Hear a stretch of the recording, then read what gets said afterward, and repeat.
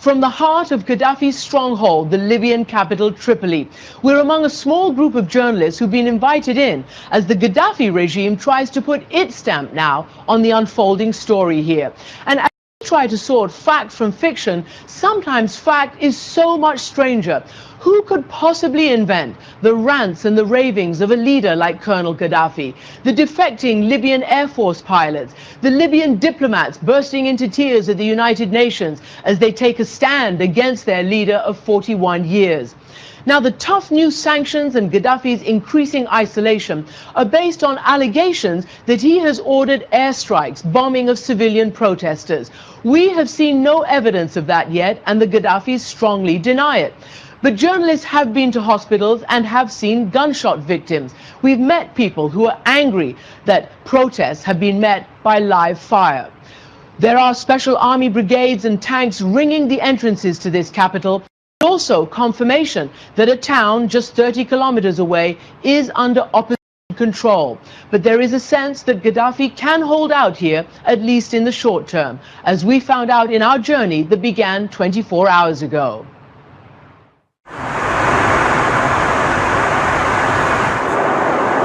We're on one of the few commercial flights from London into Tripoli, the capital of Libya. It's Gadhafi's last major stronghold, his holdout. We don't know what we're going to find. We've been asked by the government to come and see their side of the story. They say all is calm. We'll see when we get there. Our plane was mostly empty, and when we landed, so was a grand airport VIP lounge. We found a big portrait of Gadhafi still adorning the wall, proof that for now, the colonel still controls his capital. But just outside the lounge, a desperate scene, as migrant workers from all over this region seek refuge and safe passage home. Hundreds and hundreds, if not thousands of people trying to get out, just hanging out here. They don't have tickets, most of them, and there's garbage and clothes strewn all over the place. It seems they've just come here because they're so unsure about what's happening in the city itself. How many days you been here? I don't know, maybe 4 days, maybe 5 days. With no money, no airline tickets, and little hope of making it onto a flight, these people have no idea how much longer they'll have to camp outside as mounds of garbage pile up beside them. We've left that sea of humanity behind at the airport. There were some soldiers guarding the entrance to the airport, but now we're driving into Tripoli itself. And so far there's no sign of any violence, of any conflict on this road. After the eerie calm of the streets, a colorful neon welcome at the designated journalist hotel. A surreal scene since we'd been told the city was now ringed with tanks and pro-Gadhafi forces. Earlier Saturday, reports that 500 miles to the east, cities along the Mediterranean coast had largely fallen. Tens of thousands of anti-government demonstrators celebrated there in Libya's second largest city, Benghazi. I've never been as happy as today in my whole life. And they were not alone. All along the coast, they were firing guns into the air, taking control of a radio station, even mocking and impersonating their leader of more than 4 decades. All this as after a week of protests and violent reprisals, President Obama issued a statement saying that Gadhafi needs to do what is right for his country by leaving now. I sat down for exclusive interviews with Gadhafi's sons. First, I spoke to Saif al-Islam, who is also one of his chief advisors. Thank you for joining us. The President of the United States, President Obama, has called on your father to step down. What do you think about that? First of all, it's not an American business. That's number one. Second, do you think this is a solution? Of course not. Says if a person can only keep control by using force, then legitimacy is gone. Right. But what happened? We didn't use force. Second, we still have people around us. So we are in Tripoli. In Tripoli, you have here half of the population of Libya. Half. Like more than 2.5 million people living in the city. Do you think because of 10,000 or 5,000 people, they have a legitimate, even if they have a legitimate demands or against my father or whatsoever, it means that the whole Libyan population is against Mr. Gadhafi. You said that you're not using violence, but there are many reports of helicopter gunships, of people being killed, and also Air Force pilots defecting, jettisoning their planes rather than carry out orders to bomb citizens. Show me a single attack, show me a single bomb, show me a single casualty. The Libyan Air Force destroyed just the ammunition sites. What do you make of your diplomats in New York, for instance, in Washington, who are resigning because they're saying they can't abide this policy? Yeah, I talked to them. Why do you think so many people are deserting your father? He thought, and many of them, that the system is going to collapse. So the best thing is to jump from the ship. The ship is sinking, they think, so it's better to jump. Will there be a new regime? If you are strong, they love you. If not, they say goodbye. And it's good, we get rid of them.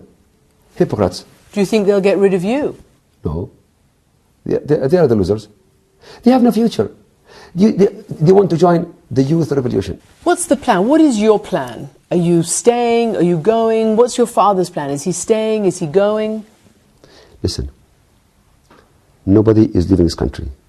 We live here, we die here. This is our country. The Libyans are our people. And for myself, I believe that I am doing the right thing. Before all this happened, you were known, certainly in the West, for being a reformer, speaking the language of reform for Libya. But it didn't happen. Why did it take this kind of crisis for you to start talking about reform again? Wouldn't it have been better to have implemented what you're talking about now, way before? Of course, it was a big So why not? It was a big mistake, not to move fast. I was like, what did I say, shouting every day about this. I was crazy about going fast and implementing the reforms in the right time. I worked very hard to go, to implement many ideas, but things went wrong. So now we are in a difficult situation. And the people who were responsible for that, stopping me from going forward, they are the same people who I see them every day on the TV saying, bye-bye, we are going with the next group. The same faces, the same people. Are you afraid at all? Afraid of what? The point that you are hearing rumors, false reports, please take your camera tomorrow morning, even this night, go to every city in Libya. Everything is calm, everything is peaceful. The point, there is a big gap between reality and the media reports. Saif, I'm going to ask you a question. Yes. You say there's a big gap between reality and media reports. Some might say there's a big gap between what you're thinking and saying to me and the reality around the rest of Libya. Why the whole south is calm, the west is calm, the middle is calm, even part of the east. What do you make of the international community's reaction? There are calls to have heavy sanctions, to freeze your assets, your father's assets, family assets. First of all, we don't have money outside. We are a very modest family, and everybody knows that. And we were laughing when they said we have money in Europe or Switzerland or something. It's a joke. A few hours later, we went to talk to Gadhafi's son Saadi, who's lived many years outside this country, used to play football for an Italian team. We reached him just as news emerged of fresh UN sanctions against his family. Overnight, Libya time, the United Nations slapped sanctions on this country and a travel ban. How is that going to affect you? Only about the travel issue. This has bothered me so much because I spent most of my life in traveling, So what's in your immediate plans if you can't travel? I'm gonna hire a lawyer. I have some hobbies after I quit football. I have some hobbies like I do some hunting. I go do safari. So in Libya there's no safari, so I gotta go to safari. I gotta hire a lawyer. You got to get out of Libya. I mean, I would like to live normal. The people here say they would like to live normally. They want normal freedoms. They want a normal life. And they haven't had it. No, they have. You think so? Yeah, but the people, everybody wants more. There is no limit. You give this, then you ask for that. You know. What do you think is happening to your region? Earthquake. An earthquake? An earthquake. It's a fever. It's going to spread everywhere. No one will stop it. This is my personal opinion, and the chaos will be everywhere.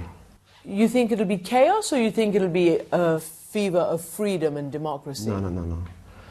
They think it's about freedom. Everybody loves freedom. I love freedom. You love freedom, but it's much powerful. This earthquake. No one can control it. Will your father leave? I think it's let's say if he has to leave today. If he lives today, just 1 hour later, local war, civil war in Libya. You've traveled a lot. You've lived in other countries. When you see the kind of life, the kind of freedoms, the kind of democracy that other people have, did it make you think that people here should have it? How did you feel about coming back here? People didn't have it. This is the main thing. This is the main issue for me. This thing is bothering me every day. Is it hard being Gaddafi's son? I have to deal with it. I would like to be myself. I would like to be just Saadi.